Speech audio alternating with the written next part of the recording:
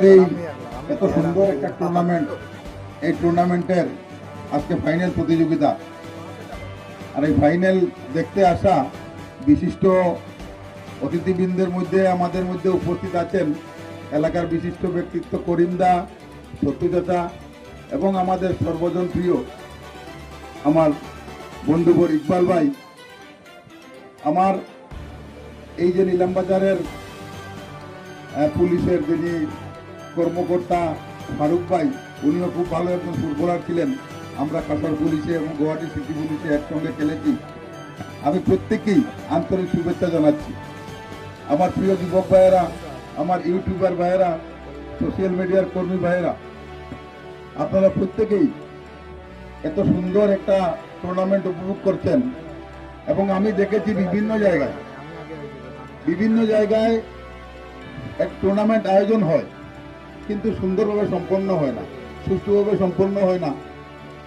এই এলাকাতে বেশ কয়েকবার এইসব আয়োজন হয়েছে এবং সুষ্ঠুভাবে সম্পন্ন হয়েছে। এটা একমাত্র অবদান এই এলাকার ক্রীড়াপ্রেমী জনসাধারণ, আপনাদেরই কৃতিত্ব। আপনাদের সর্বাঙ্গীন সহযোগিতার ফলে এই টুর্নামেন্টটা একটা সাকসেসফুল টুর্নামেন্ট হয়ে দাঁড়িয়েছে। এবং এই যে যেটা কমলাটিলা মাঠ, আমি মাঠের মানুষ, মাঠের সাথে আমার সম্পর্ক।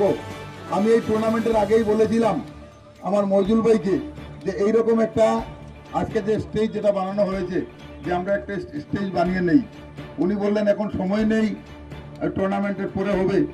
তবে আশা করি আপনারা যে নির্বাচিত করেছেন জেলা পরিষদ সদস্য, ওনার তহবিল থেকে আর কিছু মাঠের জন্য হোক না হোক একটা প্যাভিলিয়ন হবে। আপনারা নিশ্চয়ই আগামী দিনে এই টুর্নামেন্ট যখন হবে, এখানে বসে অনেক দর্শক খেলা দেখতে পারবেন এবং একটা রেডিমেড স্টেজও আপনারা পাবেন। আর আমারও ইকবাল ভাই, ওনার একদিকে যাওয়া, উনিও চলে যাবেন, আমিও একটু পরে চলে যাব। আপনারা সবাই সুন্দরভাবে খেলা উপভোগ করবেন এবং যাতে সকালে শুনি যে এখানে সুন্দরভাবে একটা শৃঙ্খলাবদ্ধ হয়ে আপনারা শান্তিপূর্ণভাবে এই টুর্নামেন্টটা সম্পন্ন করেছেন। ধন্যবাদ সবাইকে।